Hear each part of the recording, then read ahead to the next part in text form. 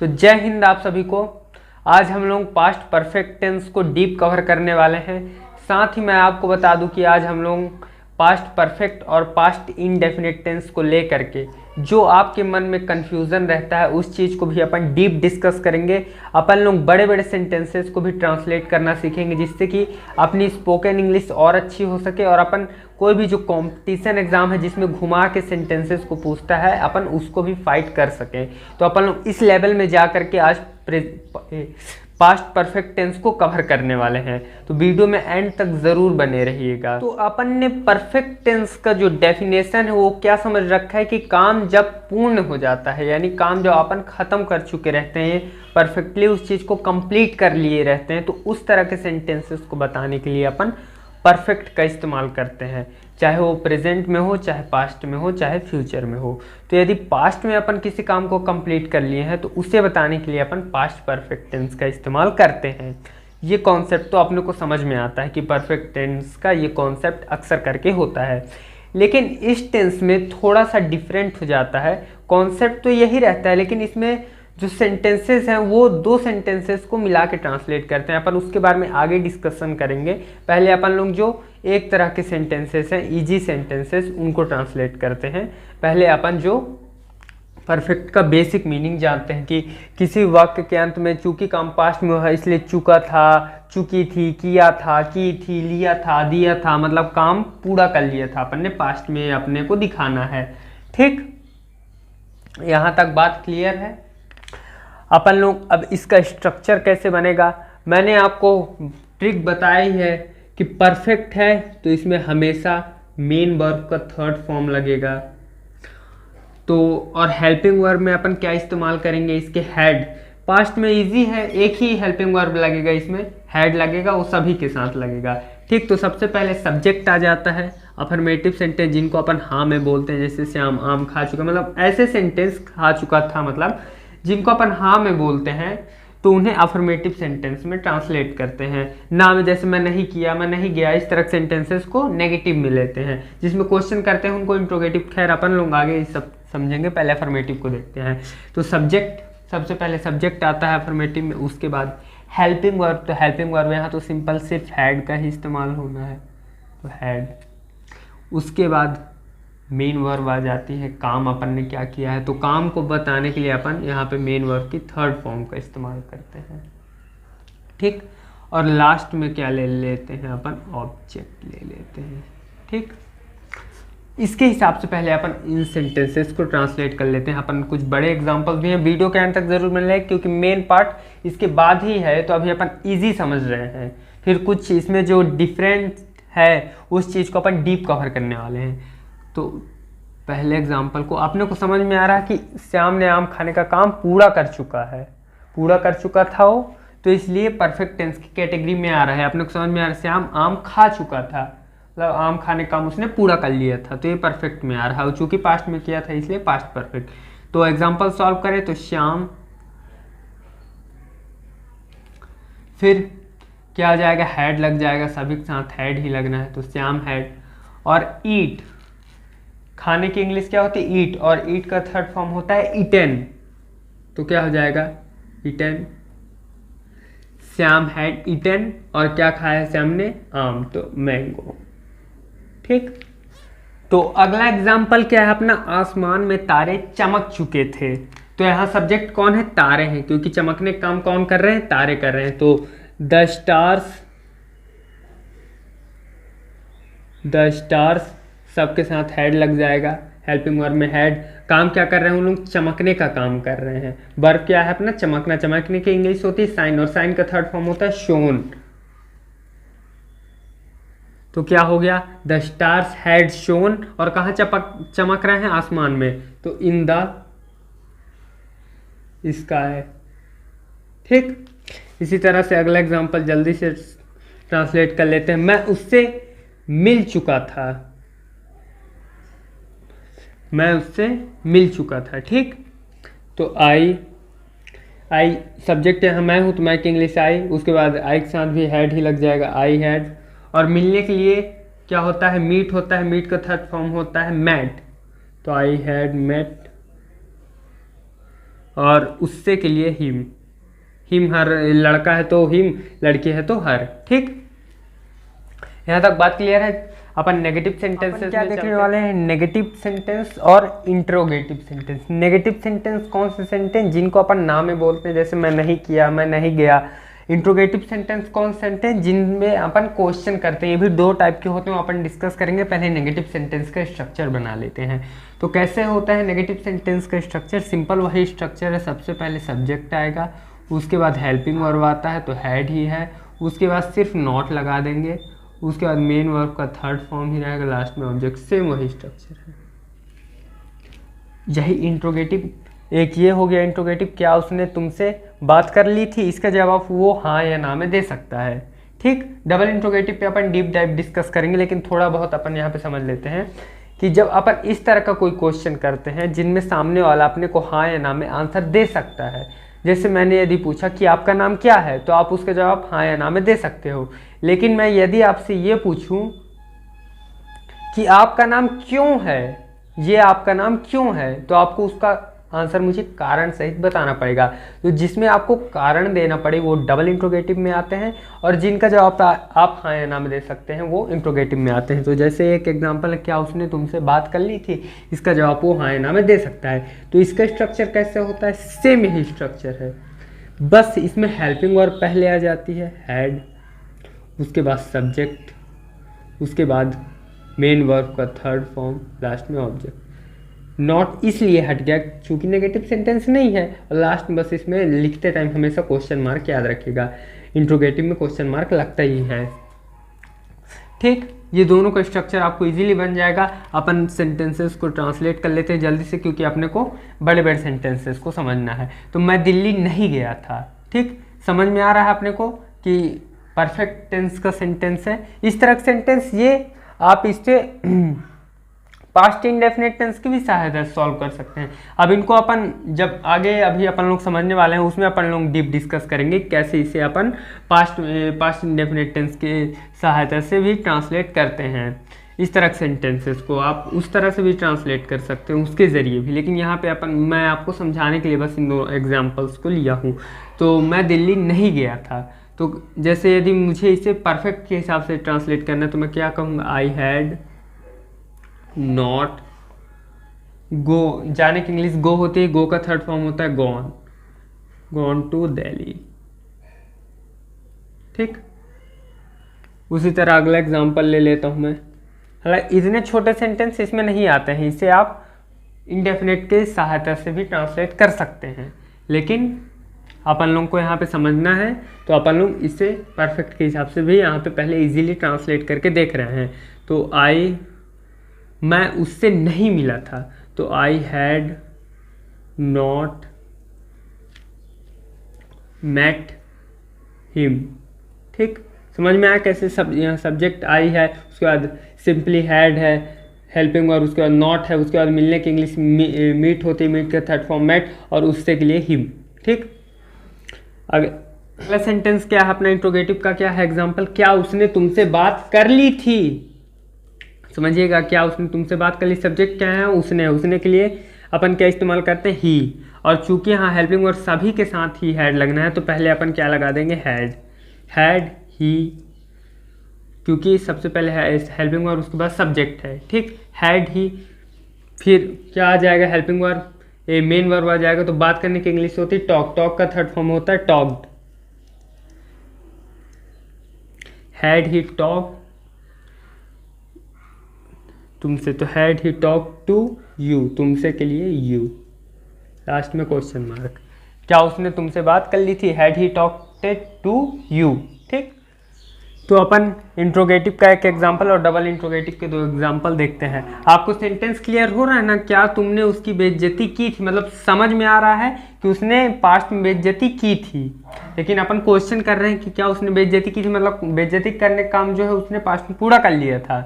ठीक, इस तरह का सेंटेंस देखिए, और ये भी समझ में आ रहा, किया था, की थी, ये सब भी आ रहे हैं। देखिए जैसे यहाँ पहचानने के लिए है तो की थी भी आ रहा लास्ट में, तो अपने क्लियर है कि पास्ट परफेक्ट का ही सेंटेंस है। तो मतलब आपने को ये समझना है, अपन को कॉन्सेप्ट क्लियर है तो अपन इजीली पकड़ सकते हैं काम पास्ट में पूरा हो चुका है। तो इस तरह के सेंटेंसेस को बताने के लिए अपन पास्ट परफेक्ट का इस्तेमाल करते हैं, लेकिन ये हर जगह काम नहीं आता है। इसके लिए एक और कॉन्सेप्ट है जो अपन आगे अभी डिस्कस करने वाले हैं, ठीक। तो कहीं कहीं ये लगभग जहाँ काम आता है। तो क्या तुमने उसकी बेइज्जती की थी, पहले ट्रांसलेट कर लेते हैं। लेकिन आपको ये इंट्रोगेटिव का सेंटेंस समझ में आ रहा है, क्या तुमने उसकी बेइज्जती की थी, ये हो गया इंट्रोगेटिव का एग्जांपल।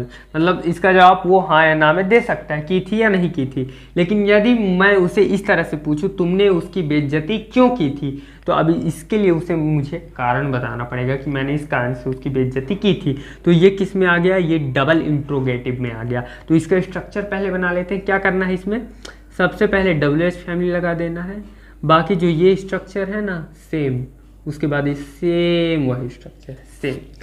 हेल्पिंग वर्ब यानी हेड आ जाएगा, उसके बाद सब्जेक्ट, उसके बाद main verb, third form, last में ऑब्जेक्ट। ये हर जगह यही फॉर्मूला काम करता है इंट्रोगेटिव के, डबल इंट्रोगेटिव में, हर टेंस में। इसी तरह से अपन इसके स्ट्रक्चर को इजीली बना सकते हैं। तो इसे ट्रांसलेट कर लेते हैं। सबसे पहले क्या तुमने उसकी बेइज्जती की थी, तो सबसे पहले हेड आ जाएगा, हेड, फिर यू। बेइज्जती करने के लिए क्या आ जाएगा, इंसल्ट, और इंसल्ट का थर्ड फॉर्म होगा इंसल्टेड। हैड यू इंसल्टेड, उसकी के लिए हिम, उसकी के लिए हिम अपन इस्तेमाल कर लेते हैं। क्या तुमने उसकी बेइज्जती की थी, हैड यू इंसल्टेड हिम। लड़का है तो हिम, लड़की है तो हर, ठीक। तुमने उसकी बेइज्जती क्यों की थी। अब इसे बनाने के लिए सबसे पहले अपन WH फैमिली के मेंबर को पकड़ेंगे, क्या, क्यों, कब, कैसे, ये सब WH फैमिली के मेंबर हैं। ये आपको मेरे टेलीग्राम चैनल पे मिल जाएगा, उसका लिंक मैं दे दूंगा डिस्क्रिप्शन में, कुछ इंपॉर्टेंट जो WH फैमिली के मेंबर्स हैं। तो क्यों की इंग्लिश होती है वाई, उसके बाद सेम वही, why had you insulted him, सेम वही स्ट्रक्चर को फॉलो करके अपन इजीली ट्रांसलेट कर सकते हैं। उसके बाद राम ने उसे चुपके से क्या दिया था, तो सब सब्जेक्ट को नहीं, पहले अपने को WH फैमिली के मेंबर को पकड़ना है। तो वाट, क्यों की इंग्लिश वाट। उसके बाद हेल्पिंग वर्ब आ जाएगा, तो had, what had Ram, Ram ने उसे चुपके से क्या दिया था। तो व्हाट हैड राम, देने के लिए अपन गिव का इस्तेमाल करते हैं। गिव का थर्ड फॉर्म होता है given. What had Ram given him, उसे के लिए हिम। ये लड़की है तो हर, लड़का है तो हिम। और चुपके से के लिए सीक्रेटली,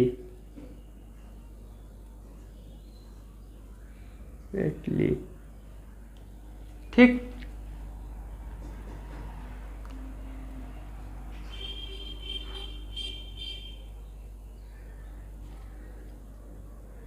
सीक्रेटली होगा ना, सीक्रेटली, है ना। लास्ट में क्वेश्चन मार्क आ जाएगा। अब अपन इसके थोड़े से बड़े बड़े सेंटेंसेस को ट्रांसलेट करने को समझते हैं और उसके कॉन्सेप्ट को समझते हैं, जिससे अपन इसकी इजीली पहचान कर सकते हैं। और जहां आपको अक्सर करके आपके सारे डाउट्स क्लियर होंगे पास्ट इंडेफिनिट को लेकर के और पास्ट परफेक्ट को लेकर के। तो अब अपन इसे थोड़ा सा डीप में बड़े बड़े सेंटेंसेस को इसके समझते हैं। तो मैंने जैसे आपको पहले ही बताया कि इस टेंस का इस्तेमाल अपन लोग ज़्यादातर उस तरह के सेंटेंसेस को ट्रांसलेट करने के लिए करते हैं जिसमें कि दो तरह के वाक्य दिए होते हैं, जिसमें से एक वाक्य हमको समझ में ही आ जाता है देख करके ही कि वो पास्ट परफेक्ट का दिया होता है, और एक पहले या बाद में, इस तरह करके इसमें कुछ सेंटेंसेस देते हैं, जब, तब, पहले, कब, इस तरह के वेन, बिफोर, जिसका इस्तेमाल करते हैं अपन इसमें दो तरह के सेंटेंसेस को जोड़ करके बनाने के लिए। दूसरा सेंटेंस अपने को दिया होता है पास्ट इंडेफिनिट का। दो तरह के सेंटेंसेस मिल के बने होते हैं। तो पास्ट इंडेफिनिट के एग्जाम्पल सिंपली एक सेंटेंसेस वाले होते हैं, लेकिन इनमें दो तरह के सेंटेंसेस मिलकर बने होते हैं और काम अपने को समझ में आता है कि पूरा हो चुका है होता है, और उसमें अपने को काम पूरा होता नहीं समझ में आता है। जैसे मैं गया, मैं खाया, मैं पिया, ये समझ में आ रहा है अपने को कि काम पूरा हुआ है। लेकिन यही यदि मैं परफेक्ट बोलूँगा तो मैं कैसे बोलूँगा, मेरे स्टेशन पहुँचने से पहले ट्रेन छूट चुकी थी। मतलब मैं जब वहाँ पहुँचा तो ट्रेन वहाँ से जा चुकी थी, मतलब काम पूरा हो चुका था ट्रेन के जाने का। ठीक, तो इस तरह के सेंटेंसेस अपने को परफेक्ट की भी बात समझ में आ रही, काम पूरा हो चुका रहा है, और दो तरह के सेंटेंसेस भी मिल रहे हैं। तो आपको कंफ्यूज नहीं होना है, जहाँ दो तरह के सेंटेंसेस दिए हों, यानी एक के बाद या एक के पहले काम पूरा हो रहा हो या ख़त्म हो रहा हो या चालू हो रहा हो, एक सेंटेंस के बाद दूसरा काम हो रहा हो, तुरंत में हो रहे हैं, तो वो भी इनडेफिनिट टेंस की ही सहायता से सॉल्व करते हैं। इस तरह के जिनमें एक काम के बाद एक काम हो रहा है या एक काम के पहले एक काम हो रहा है, इस तरह के सेंटेंस जो लगातार में नहीं हो रहे हैं तुरंत में, इस तरह के सेंटेंसेस को भी बताने के लिए अपन परफेक्ट का इस्तेमाल करते हैं, पास्ट परफेक्ट का। तो ये बहुत डीप है, अपन इसमें से लगभग बहुत अच्छे लेवल के जो सेंटेंसेस हैं उनको ट्रांसलेट कर पाएंगे। ये कॉन्सेप्ट आपको पकड़ के रखना है, इसको नोट कर लीजिए, आपको काम आएगा हमेशा। तो जैसे इस तरह के सेंटेंसेस ना, मेरे स्टेशन पहुंचने से पहले ट्रेन छूट चुकी थी, तो इसे अपन कैसे ट्रांसलेट करेंगे? दोनों तरह से अपन इसे ट्रांसलेट कर सकते हैं, या तो इधर से ट्रांसलेट करें या तो इधर से ट्रांसलेट करें। लेकिन जब पहले वाले सेंटेंस है पहुंचने से पहले जिनमें लिखाया हो, तो उनमें अपन जो पास्ट परफेक्ट का एग्जाम्पल दिए रहता है, जैसे ट्रेन छूट चुकी थी, ये समझ में आ रहा है कि पास्ट परफेक्ट टेंस का एग्जाम्पल है, मेरे पहुंचने से पहले ट्रेन छूट चुकी थी। तो इस तरह के जो एग्जाम्पल्स होते हैं उनमें जो परफेक्ट का एग्जाम्पल रहता है उसको पहले ट्रांसलेट कर लेते हैं, उसके बाद पहले की इंग्लिश क्या होती है बिफोर, उसके बाद लिख के इसे पास्ट इंडेफिनिट टेंस की सहायता से इसे ट्रांसलेट कर लेते हैं। या तो यदि अपन सीधे ट्रांसलेट करना चाहें तो बिफोर को पहले लिख देंगे बिफोर, और बाकी इसको पास्ट इंडेफिनिट के सहायता से बीच में कॉमा दे के लास्ट में इसे ट्रांसलेट कर लेते हैं। लेकिन अपन लोग दोनों तरह सॉल्व कर सकते हैं, लेकिन अपन को इजी यही पड़ेगा और ये बोलने में भी ज़्यादा अच्छा लगता है, तो अपन पहले इसे ट्रांसलेट करते हैं। ठीक, तो इसका स्ट्रक्चर कैसे बनेगा? जैसे मैंने आपको अफर्मेटिव का स्ट्रक्चर बनाया, तो सिंपली पहले पास्ट परफेक्ट को ट्रांसलेट कर लेंगे। क्या होता है इसका स्ट्रक्चर? जैसे मैंने आपको बताया, सबसे पहले सब्जेक्ट, फिर हैड लग जाएगा हेल्पिंग वर्ब में, फिर मेन वर्ब का थर्ड फॉर्म, लास्ट में ऑब्जेक्ट। सिंपली यही स्ट्रक्चर रहेगा। उसके बाद बिफोर लग जाएगा, पहले है तो बिफोर, आफ्टर बाद में होता है, बिफोर मीन्स पहले होता है, बेन मीन्स जब होता है। ये इस तरह के छोटे मोटे सेंटेंस आपको याद रहेंगे तो आप इजीली इस तरह से ट्रांसलेट कर सकते हैं। उसके बाद पास्ट इंडेफिनिट का लगता है ना स्ट्रक्चर, पास्ट इंडेफिनिट का चूंकि सेंटेंस रहता है इसलिए पास्ट इंडेफिनिट का स्ट्रक्चर क्या होता है? ये सबसे पहले क्या आता है? सब्जेक्ट, उसके बाद मेन वर्ब का सेकेंड फॉर्म, उसके बाद ऑब्जेक्ट। इजी है ये स्ट्रक्चर, सबसे आसान है, इसमें कोई झंझट नहीं, कोई हेल्पिंग वर्ब नहीं, सब्जेक्ट डायरेक्ट मेन वर्ब का सेकेंड फॉर्म, लास्ट में ऑब्जेक्ट। तो मेरे स्टेशन पहुंचने से पहले ट्रेन छूट चुकी थी। कब ट्रेन छूटी? एक मैं आपको डीप इसमें एक और पहचानने का तरीका बता देता हूं कि जो परफेक्ट पास्ट परफेक्ट टेंस के जो सेंटेंसेस होते हैं इनको अपन कैसे पहचानते हैं? अपन पास्ट में कोई काम करते हैं और उससे पहले भी यदि कोई काम हुआ रहता है, ये आपको डीप कॉन्सेप्ट मैं बता रहा हूँ, इसको पकड़ के रखिएगा कि इससे आपको समझने में एकदम आसान हो जाएगा। कोई काम अपन पास्ट में करते हैं और उससे पहले भी अर्लियर पास्ट जिसे कहते हैं उसमें यदि कोई काम हो रहा हो, जैसे यहाँ पे आप इसी एग्जांपल समझिए, मेरे स्टेशन पहुँचने से पहले, मतलब मैं स्टेशन तो पहुँचा था पास्ट में, लेकिन उससे भी पहले क्या हुआ था? ट्रेन छूट चुकी थी। मतलब कॉन्सेप्ट अपने को समझ में आ रहा है कि काम जो पास्ट में काम किया उससे भी पहले यदि कोई काम हुआ है, तो उस तरह के सेंटेंस को बताने के लिए अपन पास्ट परफेक्ट का इस्तेमाल करते हैं। मतलब कैसे? मान लीजिए अर्लियर पास्ट हो गया, फिर पास्ट हो गया, फिर प्रेजेंट हो गया, तो प्रेजेंट से पास्ट में अपन कोई काम पास्ट में किए हैं, उससे भी पहले कोई काम किया हो तो उसको बताने के लिए अपन पास्ट परफेक्ट का इस्तेमाल करते हैं। आपको इजीली यहाँ समझ में आ जाएगा। जैसे सभी एग्जांपल को समझते हैं। डॉक्टर के अस्पताल पहुंचने से पहले मरीज की जान जा चुकी थी। मतलब क्या है यहाँ, डॉक्टर के अस्पताल पहुंचने से पहले, मतलब डॉक्टर अस्पताल गया तो था, पास्ट में गया था वो, लेकिन उससे भी पहले मरीज मर चुका था।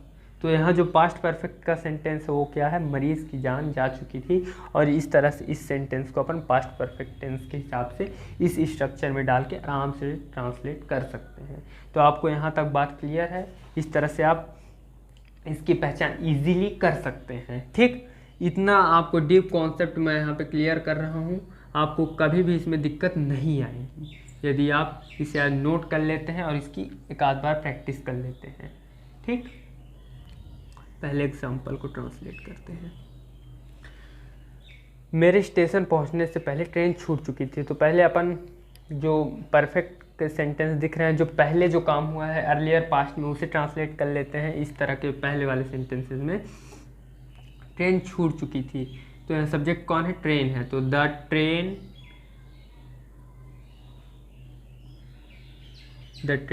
सब्जेक्ट के बाद हैड आएगा, तो हैड, द ट्रेन हैड, छूटने के लिए left, the train had left, train छूट चुकी थी कब, पहले, मेरे स्टेशन पहुंचने के पहले। तो पहले की इंग्लिश क्या होती है, बिफोर, फिर मेरे स्टेशन पहुंचने से पहले। तो मेरे स्टेशन पहुंचने की इंग्लिश क्या हो जाएगी, यहाँ सब्जेक्ट कौन है, मेरे, तो बिफोर, मेरे के लिए इंग्लिश क्या हो गई, सब्जेक्ट आई, बिफोर आई। और पहुंचने की इंग्लिश क्या होती है, रीच, और रीच का सेकंड फॉर्म लगता है, क्योंकि पास्ट इंडेफिनेट में सब्जेक्ट के बाद मेन वर्ब का सेकंड फॉर्म, तो रीच, तो रीच्ड हो जाएगा, रीच्ड, सी है नहीं, पहुंचने से पहले। तो बिफोर आई रीच्ड, कहाँ पहुंचने से पहले, स्टेशन, तो द स्टेशन। ठीक, इस तरह से अपन देखिए, बोलने में कितना अच्छा लग रहा है, the train had left before I reach the station. लग रहा है कितना बड़ा सेंटेंस अपन ने बोले, जबकि कितना इजी था। मेरे स्टेशन पहुंचने से पहले ट्रेन छूट चुकी थी। अगला एग्जांपल अपन इसमें ट्रांसलेट कर लेते हैं। डॉक्टर के अस्पताल पहुंचने से पहले मरीज की जान जा चुकी थी। तो सबसे पहले यहाँ किसे ट्रांसलेट करेंगे, मरीज की जान जा चुकी थी, क्योंकि अर्लियर पास्ट में ये वाला काम हुआ है। ठीक, इससे भी पहले ये काम हुआ है, तो अपन पहले इसे ट्रांसलेट कर लेते हैं। तो मरीज की जान जा चुकी थी, कैसे ट्रांसलेट करेंगे, यहाँ सब्जेक्ट कौन है, मरीज है, तो द पेशेंट,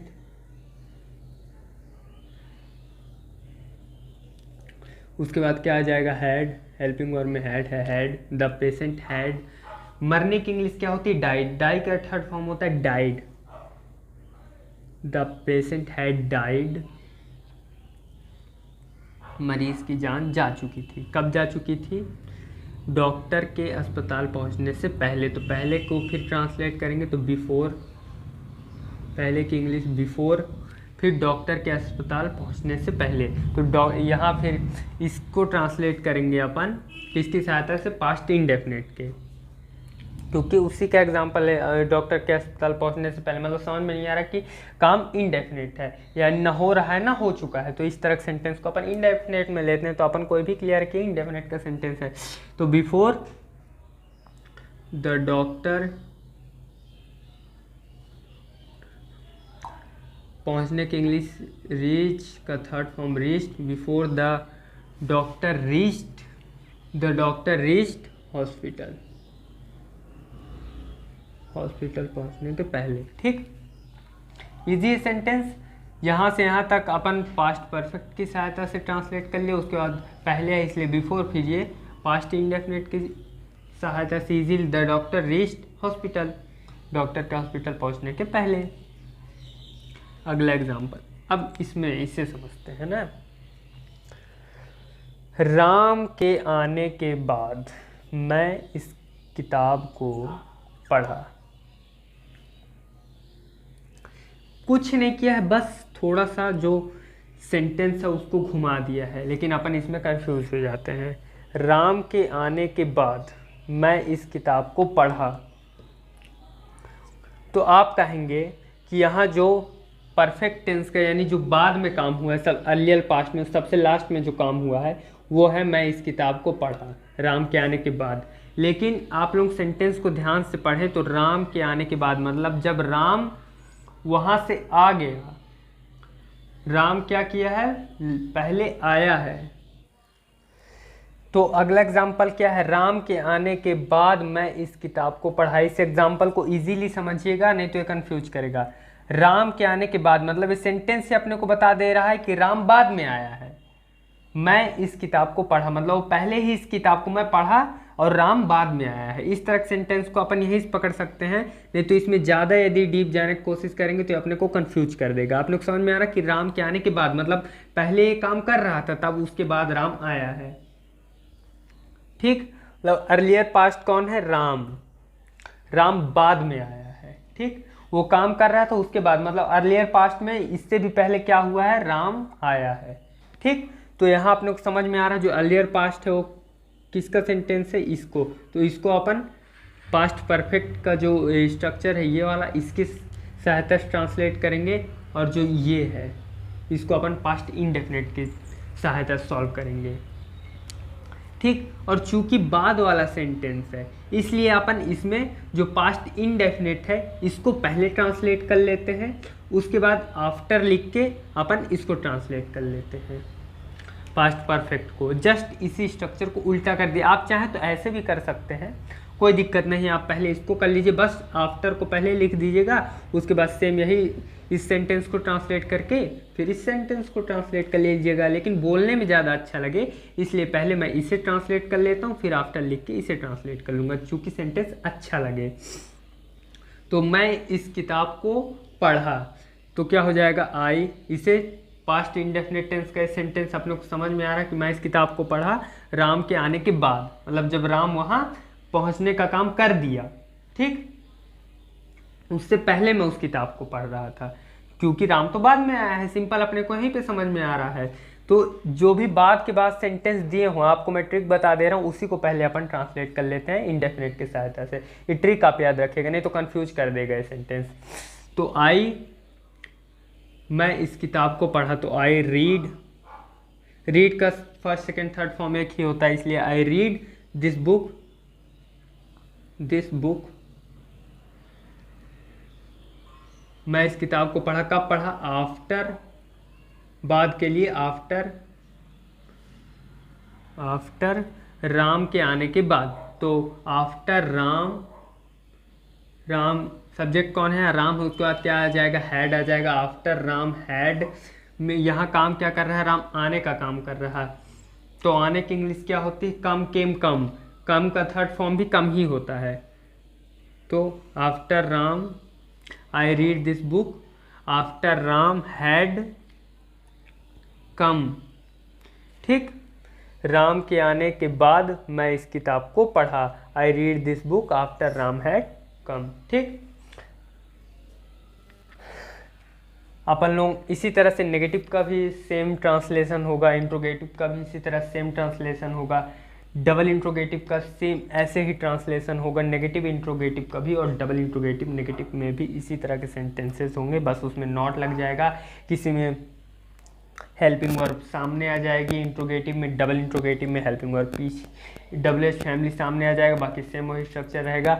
और इंट्रोगेटिव नेगेटिव में सेम, इंट्रोगेटिव नेगेटिव में सेम वही स्ट्रक्चर रहेगा, बस सब्जेक्ट के बाद नॉट आ जाएगा, और वही डबल इंट्रोगेटिव नेगेटिव में सेम वही स्ट्रक्चर आ जाएगा डबल एच फैमिली के बाद। यार अपन लास्ट में नेगेटिव, इंट्रोगेटिव और डबल इंट्रोगेटिव के भी एक एग्जाम्पल देख लेते हैं, उसके बाद अपन इंट्रोगेटिव नेगेटिव और डबल इंट्रोगेटिव नेगेटिव का भी एग्जाम्पल देखेंगे। अपन इनमें सब समझ जाएंगे कि अपन पूरे तरह के सेंटेंसेस को किस तरह से ट्रांसलेट करते हैं, नेगेटिव के भी, इंट्रोगेटिव के भी, डबल इंट्रोगेटिव के भी, बड़े बड़े सेंटेंसेस को, प्रेजेंट परफेक्ट टेंस के। तो सबसे पहले इसके स्ट्रक्चर को देख लेते हैं। स्ट्रक्चर सेम वही रहेगा, बस क्या होगा, हेल्पिंग वर्ब के बाद नॉट लग जाएगा। यदि जो काम अपन ने पहले, जो मैं बताया अर्लियर पास्ट, यानी काम के भी पहले जो काम अपन करते हैं उसके साथ यदि नॉट है तो उसके हेल्पिंग वर्ब के बाद नॉट लग जाएगा। और यदि जो उसके पहले काम है यानी पास्ट का काम है, तो यदि इनके सेंटेंसेस में है, इनडेफिनेट वाले में नॉट है तो उसके साथ नॉट लग जाएगा। बस अंतर इतना ही है, नॉट में नॉट लग जाएगा। जिसके साथ होगा नॉट, जब डॉक्टर आया तब रोगी नहीं मरा था, यहाँ नहीं किसके साथ है, परफेक्ट वाले के साथ है, क्योंकि जब डॉक्टर आया तब रोगी नहीं मरा था।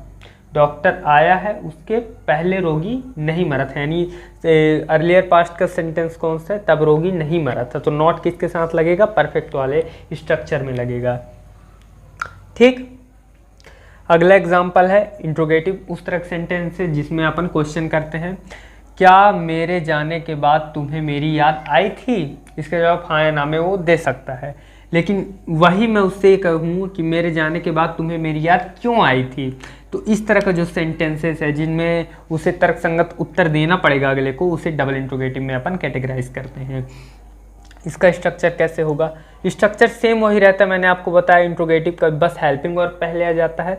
और मैंने आपको इनमें पहचान के लिए बोला आफ्टर बिफोर, आप जानते हैं बिफोर में है तो पहले अपन किस तरह से ट्रांसलेट करेंगे और आफ्टर का है तो किस तरह से ट्रांसलेट करेंगे, मैंने आपको पहले डीप क्लियर कर लिया है। तो उसमें उस तरह से ट्रांसलेट करेंगे।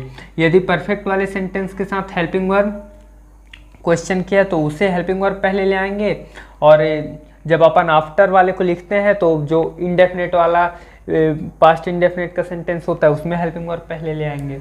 जैसे परफेक्ट में पहले लिखेंगे तो हेड लगा देंगे, और इंडेफिनेट में जैसे आफ्टर और सॉल्व करते हैं तो पहले इंडेफिनेट को अपन ट्रांसलेट करते हैं तो उसमें डिड लगा देंगे। जैसे सिंपली बस वही हेल्पिंग वर्ब को पहले करना, बाकी सेम वही स्ट्रक्चर रहता है। उसी तरह डबल इंट्रोगेटिव, बस डबल एच फैमिली, बाकी सेम वही इंट्रोगेटिव का वही स्ट्रक्चर, वही रूल, सब इजी है, बस अपने को डीप समझना पड़ता है कैसे करना है। तो एक एक करके अपन ट्रांसलेट कर लेते हैं। जब डॉक्टर आया, मैं पूरा नहीं लिखा हूँ, बहुत लंबा हो जाएगा वीडियो। जब डॉक्टर आया तब रोगी जब डॉक्टर आया तब रोगी मरा था। ठीक, तो सबसे पहले यहाँ समझ में आ रहा है कि तब रोगी मरा था, जब डॉक्टर आया था, तो रोगी बाद में मरा है उसके भी, तो पहले उसे ट्रांसलेट कर लेंगे। तो the patient had, helping verb में हाँ परफेक्ट में सॉल्व करेंगे तो हेल्पिंग वर्ब में हैड, फिर नॉट, मरने के लिए डाइड का third form died. The patient had died कब, वेन, हर जगह बिफोर नहीं लगता है ना, बिफोर, वेन, जब, तब, मैंने आपको बताया था कि सब कब इस्तेमाल करना पड़ता है, कब, जब डॉक्टर आया तब, वेन द डॉक्टर, और आने के लिए इंग्लिश होती कम, और कम का सेकंड फॉर्म हो जाएगा केम।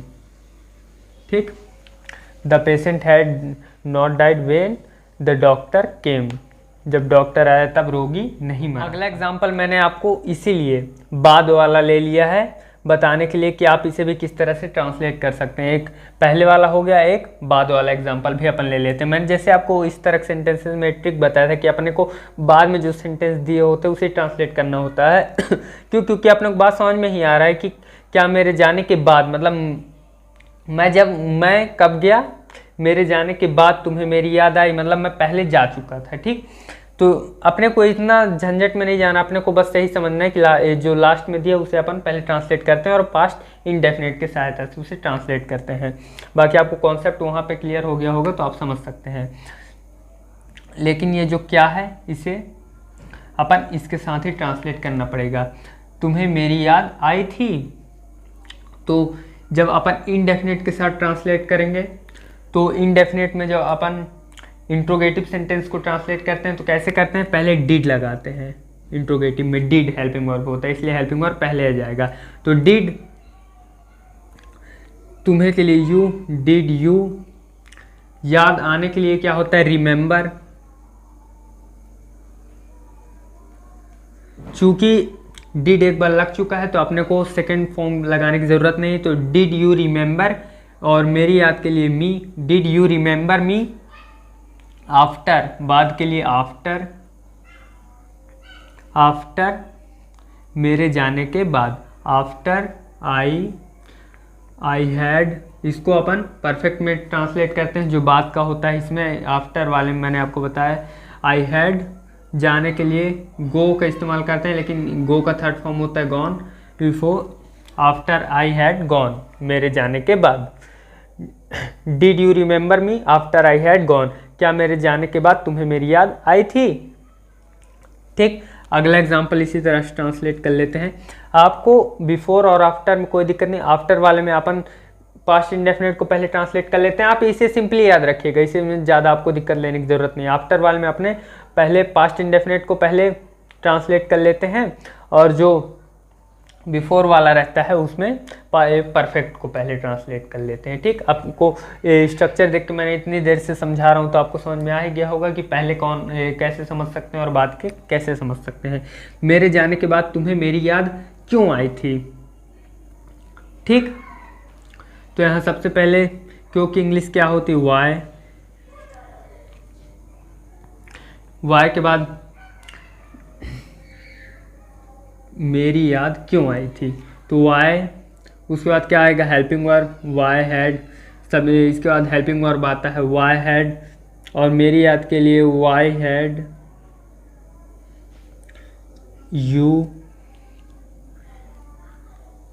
क्योंकि तुम्हें मेरी याद आई थी ना, तो why had you remember me, bird remembered me, remember का थर्ड फॉर्म हो जाएगा remember, why had you remembered me, मेरे जाने के बाद तुम्हें मेरी याद क्यों आई थी। Before I went, for I went, why had you remembered me before I went, मेरे जाने के बाद तुम्हें मेरी याद क्यों आई थी। अब इसी में अपन लोग इंट्रोगेटिव, नेगेटिव इंट्रोगेटिव और डबल इंट्रोगेटिव नेगेटिव को भी समझ लेते हैं। क्या करेंगे, सिंपली क्या मेरे जाने के बाद तुम्हें मेरी याद नहीं आई थी, यदि मैं लिख दूं नहीं आई थी तो क्या होगा, सिंपली बस जो ये सब्जेक्ट है इसके बाद नॉट लग जाएगा। वही स्ट्रक्चर, वही रूल है, सेम वही है सब कुछ, और वही मुझे यहाँ भी कहना है, मेरे जाने के बाद तुम्हें मेरी याद क्यों नहीं आई थी, इसमें कह दूँ वही सेम स्ट्रक्चर रहेगा, बस इसमें भी क्या हो जाएगा, सब्जेक्ट के बाद नॉट लग जाएगा। सिंपली वही same rule, same formula, same इसी तरह से ट्रांसलेट कर सकते हैं अपन। ठीक, बाद वाला है तो पहले इसे आप लोग दोनों तरह से कर सकते हैं, ज़रूरी नहीं है कि आप इसी तरह से ट्रांसलेट करें। आप पहले बिफोर लिख के इसे भी ट्रांसलेट कर सकते हैं, इसे भी बाद में ट्रांसलेट कर सकते हैं, बस आपको जो ना ही जिसके साथ लिखा है उसे उसके साथ ट्रांसलेट करना है। परफेक्ट वाले सेंटेंस के साथ ना ही लिखा है इसलिए मैंने उसके साथ नॉट लगाया है, और जब इंडेफिनिट के साथ नॉट हो तो मैं उसके साथ लगा दूंगा। आपको बस ये ध्यान रखना है कि किस तरह के सेंटेंस के साथ नॉट है, या जो क्वेश्चन मार्क वाले सेंटेंसेस हैं वो जुड़े हुए हैं, यानी इंट्रोगेटिव सेंटेंस, बस उसी के साथ उसके हेल्पिंग वर्ब को पहले कर देना है और नॉट को वहाँ पे लगा देना है।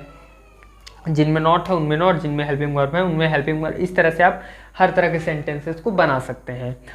तो मिलते हैं अगली वीडियो में। जय हिंद। वीडियो बनाने में बहुत मेहनत लगी है तो लाइक कर दीजिएगा, बहुत रिसर्च के बाद ये वीडियो बना है। मिलते हैं अगली वीडियो में। जय हिंद।